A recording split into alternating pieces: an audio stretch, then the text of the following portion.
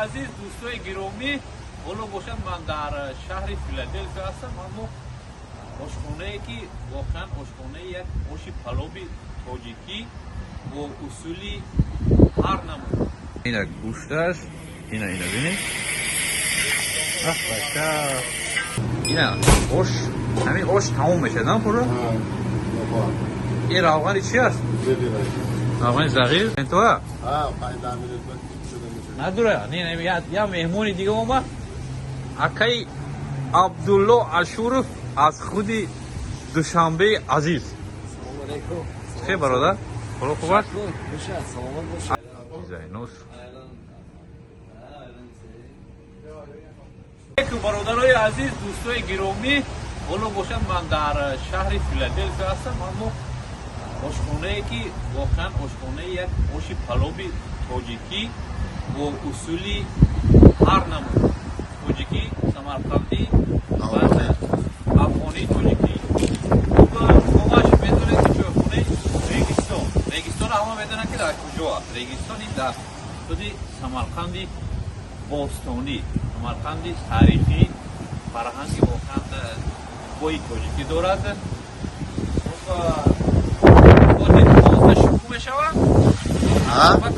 ساعت 3 آش تمام میشه مزه خوب داره خوب وقتی که در اومدیم حتما آش نشون بدیم بعدا باز بعضی چیزای خواهیم گفت خوب برادرای عزیز اینا اوجبیه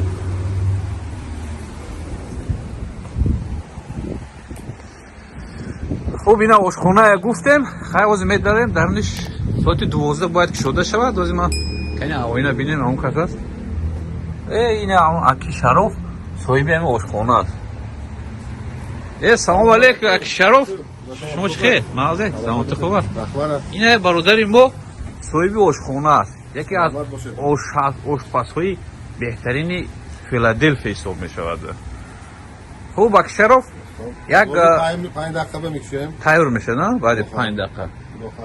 یک بعد رو گوشتش همین سیرش همین از چند ساعتی چند سر میشه از چند بعد تموم میشه ساعت 12 بعد باید میکشیم دیگه تا همین 3 تموم میشه یعنی تو 4 5 عموما اوش نمیمونه چند دقیقه میپزین اوشت یک دیگ دو دیگ 20 کیلو بریز با 40 کیلو گوشت در یه روز چقدر آدم میبیو 100 کس زیاد میبیو نه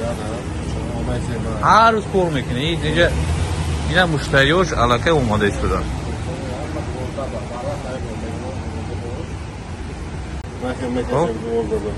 یعنی گوشتش پشتگاه اینا گوشت است اینا بینید شو بامازه сейчас 5 минут открываем да как ну так вам сколько порку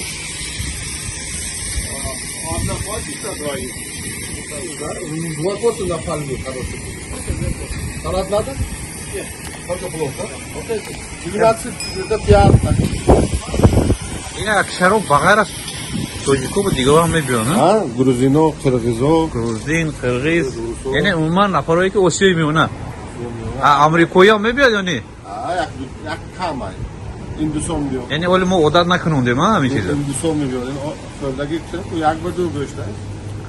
بهترین bence bu چی است دیگه کاشتا گمونوایش یک اون نمودی دیگه خیلی ما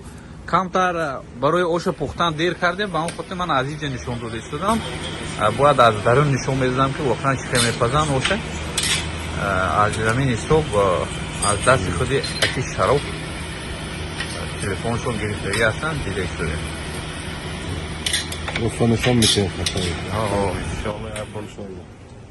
این توه؟ 15 minut بعد شده میشه نداره یا مهمونی دیگه اومد اکای عبدالله اشورف از خودی دوشنبه عزیز خیلی برادر حالا خوب است از خوب کسی با فکرم که اگه امریکا است تو دیره کور بکنه ازم کورو زیاد هستن اما امروز طور میبینید بارانی این با بودم تاثیر میکنه درست است همین گفتم اوش یا چی بگویم که چی فکر داری اما اوش چی خیلی است سنجیدن در کار آقا پیشکی نمیشد با داد اما بسیاری رو تعریف میکنن ضمناً ما یک بار بودیم یه بار اومده بسیار بود، بله بسیار خوب است بسیار تباهان عالی جناب دارد یعنی بسیار فروخته خوب میپزند خصوصا آشپزان بسیار خوب دارد و نامش هم اینه خیلی نامش رو گفتیم ما خب اینه در اومدش باباهای شیموندگی است دیزاین شبینی شطوری رگستان توقع دیزاینوش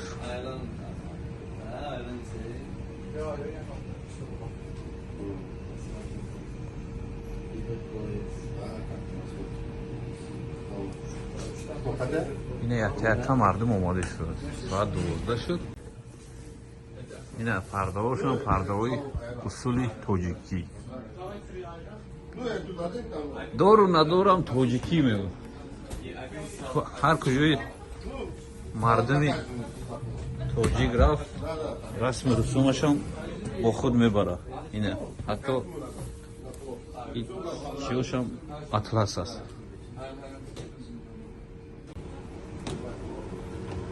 یا اشخونش نبینیم السلام علیکم حاجه نازه جواب یک چوینکو رو ببینید چوینکی یه سلات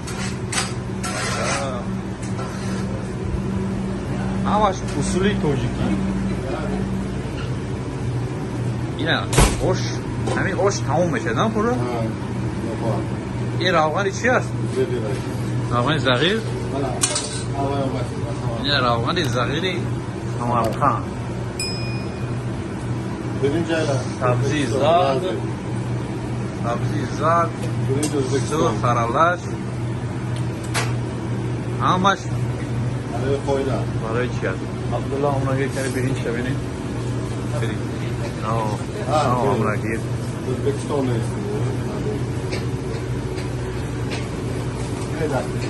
چه این لازر است چه هست؟ اینه برینجی لازری ازبکستان بهترین این بغیر از اینجا با اینجا برینج بوده این ای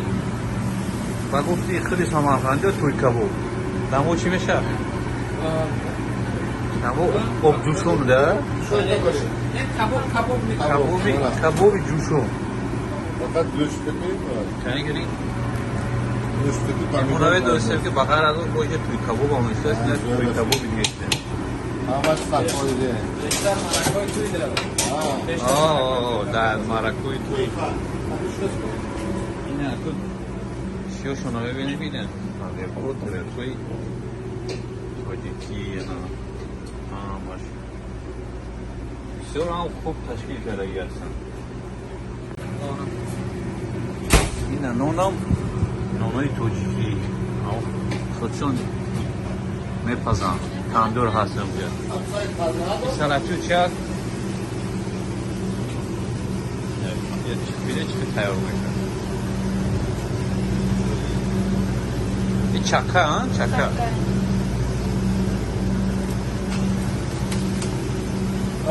اینم یا پورسیش هم کنم یک دو کس هم بغضو سر میشه یا پورس اینه نوزوی اوشین هم کنم 1 کیلو زیاد 1 کیلو زیاد او وقت شراب گاو نیست آمد گوشه رحمت یه برادر هم که ما شکم ما گرست نشد که اوش هزانیم او رحمت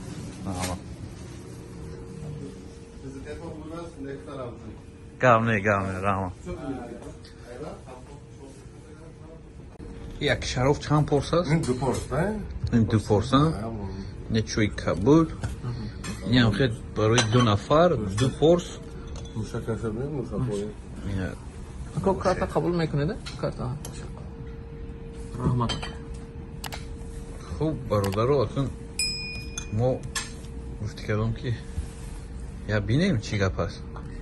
خب شما که در تاجیکستان البته دویم اوشا میزنه، در هر کجا اوشا میبینه، در اینجا اوشا دیدن بسیار چیز نیست. او که برای ما یک تلو هست این چیزا. خب البته در خونه هم میخوریم و نه اوشا خونه بود دیگه هست.